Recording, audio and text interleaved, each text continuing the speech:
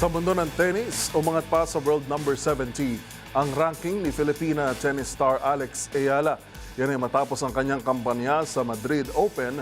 Nasungkit ni Ayala ang naturang pinakamataas na pwesto sa buo niyang career. Ano ang mga detalye sa report ni Matchpoint, Millie Borja.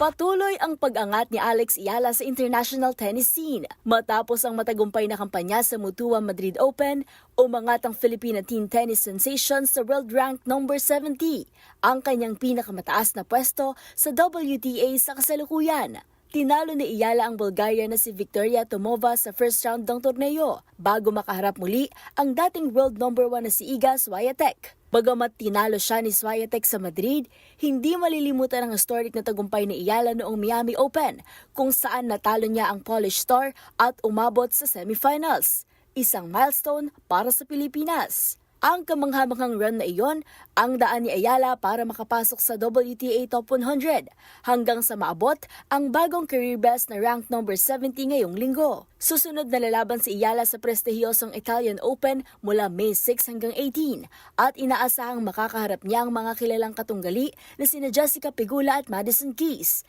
mga nakaharap niya na sa Miami. Matapos nito, target din ni Ayala ang French Open na gaganapin mula May 25 hanggang June 8, ilang araw lamang bago niya ipagdiwang ang kanyang ika-20 kaarawan sa May 23.